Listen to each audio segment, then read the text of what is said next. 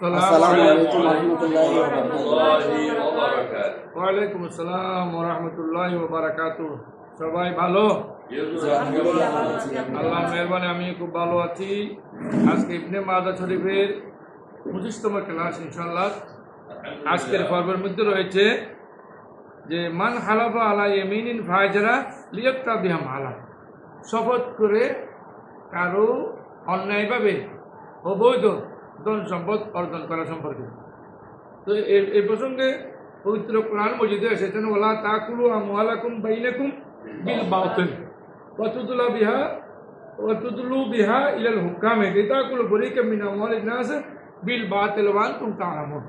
মানে জেনে শুনে আরেকজনের বাতিল অবৈধ ধন সম্পদ অর্জন করা এ খুবই একটা খারাপ জিনিস। এইভাবে শপথ করলে আল্লাহ রাব্বুল আলামিন এই প্রসঙ্গে বলেছেন ইন্নাল্লাযীনা ইয়াশতারুনা বিআহদিল্লাহি ওয়া আইমানিহিম সামানান কলিলা, যারা অল্প ধন সম্পদের জন্য আল্লাহর নামে শপথ করে, শপথ ভঙ্গ করে, বিভিন্ন ধরনের অবৈধ সাল চৌধুরী করে, তাদের ব্যাপারে আল্লাহ বলছেন উলাইকা লা খালাকা লাহুম ফিল আখিরাহ, তারা কখনো পরকালে তাদের কোনো অংশ নাই, তারা পরকালে কোনো অংশ পাবে না। ওয়া ইয়াকাল্লিমুল্লাহু ওয়া লা ইয়ানজুরু ইলাইহিম, আল্লাহ তাদের সাথে কথা বলবেন না এবং আল্লাহ তাদের দিকে ভালো নজরে দেখবেন না, রহমতের নজরে আল্লাহ দেখবেন না। ওয়া লা ইয়ানজুরু ইলাইহিম ইয়াওমাল কিয়ামাহ ওয়া যাকিহিম ওয়া লাহুম আযাবুন আলীম। আল ইমরানের ৭৭ নম্বর এই আয়াতের মধ্যে বলছেন তাদের জন্য খুবই মর্মন্তুদ শাস্তি রয়েছে। মানে অবৈধ মিথ্যা শপথ করে কোনো ধন সম্পদ অর্জন করে এটা কোনো মুসলমানের জন্য বৈধ নয়, এটা পারে না কোনোদিন। রাসূল করিম সাল্লাল্লাহু আলাইহি ওয়াসাল্লাম বলছেন যে আন মুআবিয়া ক্বালা হাদাসানা আমাশ আন শাফিকিন আন আব্দুল্লাহ ইবনে মাসউদ রাদিয়াল্লাহু আনহু ক্বাল রাসূলুল্লাহ সাল্লাল্লাহু আলাইহি ওয়াসাল্লাম, রাসূল করিম বলেছেন মান খালাফা আলা ইয়ামিনিন হুয়া ফিহা ফাজিরুন, কোনো ব্যক্তি যদি শপথ করে ফাজির মানে মিথ্যার উপর, অবৈধের উপর যদি শপথ করে ইয়াক্তা বিহা মালু ইমরিন মুসলিমিন, মুসলমানদের ধন সম্পদ ছিনিয়ে নেওয়ার জন্য, আত্মসাৎ করার জন্য, লাকিয়াল্লাহু আলাইহি মান, সে আল্লাহর সাথে সাক্ষাৎ করবে, যা আল্লাহ তার বরকত আগামীতে থাকবেন। কেন তুমি আরেকজনের ধন সম্পদ এখানে গ্রহণ করেছো, কি কারণ? এরপরে হাদিস শরীফ আল্লাহ রাসূল বলেছেন হাদাসানা সামিয়া রাসূলুল্লাহ সাল্লাল্লাহু আলাইহি ওয়াসাল্লাম ইয়াকুলু লা ইয়াক্তাউ রাজুলুন হাক্কা ইমরিন মুসলিমিন, কোন মুসলমান একে অপরের হক ধ্বংস করতে পারে না, আত্মসাৎ করতে পারে না। বিয়ামিনী শপথ করে ইল্লা হারামাল্লাহু আলাইহিল জান্নাহ, আল্লাহ তার উপর যদি এই জন্য কেউ করে তার উপর আল্লাহ জান্নাত হারাম করে দিবেন, এই জান্নাত পাবে না, জাহান্নামে যেতে হবে। অজবলানা নার, আল্লাহ তাকে তার জন্য জাহান্নামকে অবধারিত করে দিবেন। ফাকালা রাজুলুন মিনাল কওমি ইয়া রাসূলুল্লাহ সাল্লাল্লাহু আলাইহি ওয়াসাল্লাম ওয়াইন কানা শাইয়ান ইয়াসিরান, ইয়া রাসূলুল্লাহ অল্প জিনিস হলো, মানে একটা টুপির জন্য হোক, একটা স্যান্ডেলের জন্য হোক, হ্যাঁ একটা কলমের জন্য অনেক সময় অনেকে শপথ করে, এটা অনেক মারাত্মক জিনিস, মানুষ বুঝে না যায়, অনেক মারাত্মক জিনিস। বলা ওয়াইন কানা সাওয়াকান মিন ইরাকিন, এরকম একটি গাছের নাম, ওই গাছের একটি মেসওয়াকের জন্য হলো, তাহলে মেসওয়াক একটা আছে না জিনিস, বর্তমানে বাংলাদেশে 10 টাকা দিয়ে মেসওয়াক বিক্রি হয়, এই 10 টাকার মেসওয়াকের জন্য যদি শপথ করে তার জন্য জাহান্নাম অবধারিত, জান্নাত সে পাবে না। এবার আমরা একটা নতুন ভাবে যাব, বাবুল ইয়ামিন ইনদা মাকাতিল হুকুক, কেউ যদি অন্যজনের হক কর্তন করার জন্য শপথ করে, আরেকজনের হক কর্তন করার জন্য, নিজের দায়িত্ব আনার জন্য শপথ করে, তার সম্পর্ক আল্লাহ রাসূল বলেছেন আন জাবির ইবনে আব্দুল্লাহ রাদিয়াল্লাহু আনহু قال قال রাসূলুল্লাহ সাল্লাল্লাহু আলাইহি ওয়াসাল্লাম মান হালাফা বিয়ামিনিন আতিমা, কেউ যদি আতিমা মানে গুনার শপথ যদি কেউ করে, তো গুনাহ কখন হয়? অবৈধ কাজ করলে গুনাহ হবে, সম্পদ তার নয় সেই শপথ করে বলবো যে তার। এজন্য যদি কেউ বলে এন্ডা মিম্বরি, আমার মিম্বরের সামনে যদি এভাবে বলে, অনেকে মসজিদের মধ্যে শপথ করে এই জন্য আমাদের দেশেও বলে এই মসজিদে গিয়ে শপথ করতে পারবে, আমার পারবো নাউজুবিল্লাহ, অনেকে অবৈধভাবে করে ফেলে।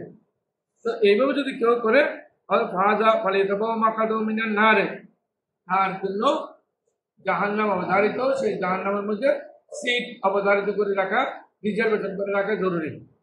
বলো আলা সেভাকিন আকদার, যদি সবুজ একটি মেসওয়াকের জন্য হয়, সবুজ একটা মেসওয়াক আছে না, অল্প টাকার একটা জিনিস, কলমের জন্য বর্তমান শপথ করে, এইভাবে বিভিন্ন জিনিসের জন্য অল্প দামের জিনিস জন্য শপথ করে, এটা কিন্তু মারাত্মক। এরপরে আসেন قال سمعت أبا سلمة يقول سمعت أبا هريرة الذي يقول قال رسول الله صلى الله عليه وسلم لا يحلف عند هذا المنبر عبد ولا أمة على يمين ناظمة এই মিম্বরের সামনে অবৈধভাবে কেউ শপথ করতে পারবে না, কেউ শপথ করবে না। অলওয়ালা সেবা কেন্দ্র তবিন যদি একটি বীজা কাঁচা একটি মেসওয়াকের জন্য হয়, শপথ করবে না। ইল্লা ওয়াজাবাল্লাহুল নার, যারা শপথ করে তাদের জন্য জান্নাত, তাদের জন্য জাহান্নাম অবধারিত, নির্ধারিত হয়ে যাবে জাহান্নাম তাদের জন্য। এটা মারাত্মক। বাবুল মাইনুস তাআলাহু আহলুল কিতাবে, এখন যদি কোনো মুসলমানের সাথে আহলে কিতাবের সাথে খ্রিস্টান, ইহুদি, বৌদ্ধ, হিন্দু, ওদের সাথে যদি কোনো ফ্যাস লাগে, বিশেষ করে আহলে কিতাবের সাথে, ইহুদি এবং নাসারার সাথে, তখন কি করবেন? মাল কার হবে? এই ব্যাপারে বলছেন আল্লাহ রসুল ইরশাদ করেছেন আন বরা ইবনে আযিব রাদিয়াল্লাহু আনহু রাসূলুল্লাহ সাল্লাল্লাহু আলাইহি ওয়াসাল্লাম দাআ রাজুলান মিন উলামাইল ইহুদ, ইহুদির আলেমদেরকে একদিন রাসূল করিম আহ্বান করলেন। ফাকালা আনসুতুকা বিল্লাযী আনজালাত তাওরাত আলা মূসা, এই তোমরা যে এই মালটা নিয়ে, এই সম্পদটা নিয়ে তোমরা যে তোমাদের মধ্যে ফেস করতেছে, আমি মূসা আলাইহিস সালামের উপর যে কিতাব নাযিল হয়েছে ওই কিতাবের শপথ দিয়ে তোমাকে জিজ্ঞেস করতেছি তোমার কি নেই, কারণ ওরা তো কোরআন শরীফ মানে না, ওরা মানে ওদের কিতাব তৌরাত মানে, ওই ইনজিল মানে। এই জন্য রসুল করিম বলছেন তোমাদের মূসা আলাইহিস সালামের উপর, তোমাদের নবী মূসা আলাইহিস সালামের উপর যে কিতাব নাযিল হয়েছে ওই কিতাবের শপথ দিয়ে আমি তোমাকে জিজ্ঞেস করতেছি, তুমি বলো এটা কার, এটা ঠিক সঠিকভাবে বলো। হযরত বারা ইবনে আযিব রাদিয়াল্লাহু তাআলা থেকে বর্ণিত দা রাজুলুম মিন উলামাইল ইহুদ ফাকালা আনসুতুকা বিল্লাযী আনজালাত তাওরাত আলা মূসা, মূসা আলাইহিস সালামের উপর যেই কিতাব নাযিল হয়েছে ওইটা দিয়ে শপথ করা হয়েছে তোমাদেরকে, তোমরা শপথ করে বলো। কালা লিয়াহুদিয়াইনি আনসাতুকা বিল্লাহি, একদিন দুজন ইহুদিকে রাসূল করিম সাল্লাল্লাহু আলাইহি ওয়াসাল্লাম বলতেছেন যে তোমরা তো দুইজনকে আমি শপথ দিচ্ছি, কিসের উপর? বিল্লাহিল্লাযী আনজালাত তাওরাত, ওই আল্লাহ যে আল্লাহ তাওরাত শরীফ নাযিল করেছেন মূসা আলাইহিস সালামের উপর, এটা দিয়ে আমি তোমাদেরকে শপথ দিচ্ছি, তোমরা শপথ করে বলো এই মালটা কার, সম্পদটা আসলে কার, এই জিনিসটা কার। বাবুর রজুলানি ইয়াদআইনা সালাতা লাইসা বাইনাহুমা বাইনাতুন, রাসূল করিম কি সুন্দর একটা ফয়সালা দিয়েছেন। দুইজন মানুষ ঝগড়া করতেছে কোনো একটি বস্তু নিয়ে, বস্তুটা কার, রাসূল করিমের কি সুন্দর ফয়সালা দিয়েছেন দেখেন। দুইজন মানুষ সম্পদ ঝগড়া করতেছে আমার, কিন্তু কেউ ডকুমেন্ট দেখাইতে পারে না। এইভাবে একটা বাচ্চা নিয়ে একবার হয়েছিল, একটা ছোট বাচ্চা নিয়ে দুই মহিলা ঝগড়া করতেছে, এ বলে এর বাচ্চা, এ বলে এর বাচ্চা, দুইজনে ঝগড়া করতেছে। ছোট বাচ্চা তো এই যে মা বাবা ডাকতে জানে না, তখন কি করবে? জজ সাহেব বলতেন তাহলে বাচ্চা দুই টুকরা করে দেবো, দুই টুকরা করে এক টুকরা দেবো।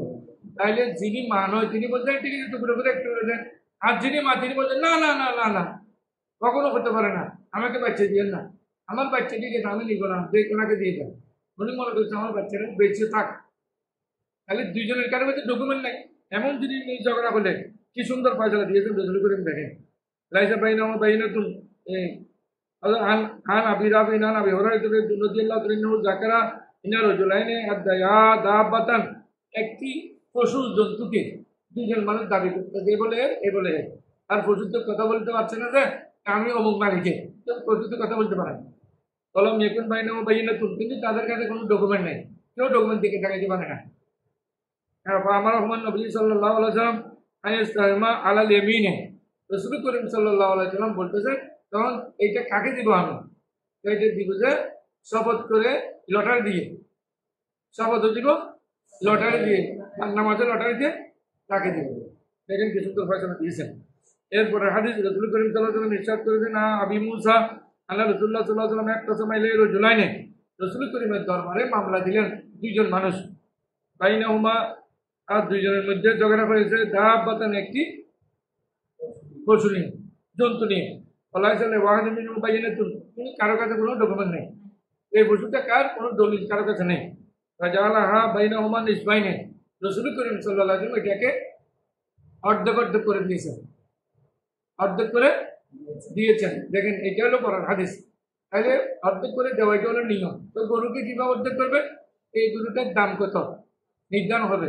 গরুটা হলো 1,20,000, তাহলে 1,20,000-এর মধ্যে দুজন অর্ধেক অর্ধেক বলে 60,000, একজন গরু নেবে একজন 60,000 টাকা, ওরা যিনি গরু নেবে তিনি অন্যজনকে 60,000 টাকা দিয়ে দেবেন।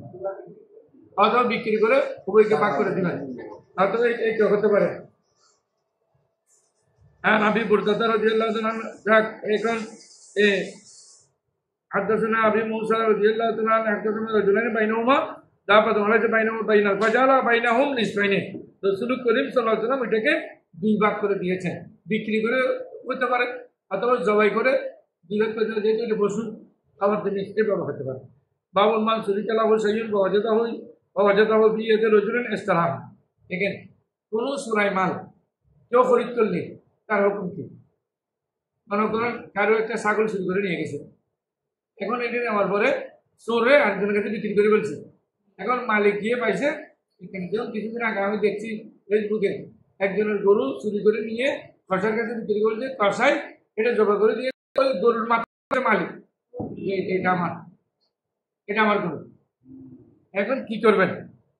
তো রাসূল করিম সাল্লাল্লাহু আলাইহি ওয়াসাল্লাম সুন্দর করে ফয়সালা দিয়েছেন। ক্বালা রাসূলুল্লাহ সাল্লাল্লাহু আলাইহি ওয়াসাল্লাম ইজা দালিল রাজুল মাতাউন, যদি কোনো মানুষের হারিয়ে যায়, হ্যাঁ নষ্ট হয়ে যায়, ইজা দালিল আইন তা হারিয়ে যায়, মাতাউন কোনো ধরনের সম্পদ ও সুরিকা লাহু মাতাউন, অথবা কোনো জিনিস চুরি হয়ে যায়, ওয়াজাদাহু ফি ইয়াদি রাজুলিন ইয়াবিহু, তাহলে সে এই জিনিসটা আরেকজনের কাছে পেয়েছে যে চোর তার কাছে বিক্রি করছে, এমন লোকের কাছে পাওয়া গেছে, চোর যার কাছে বিক্রি করছে তার কাছে জিনিসটা পাওয়া গেছে।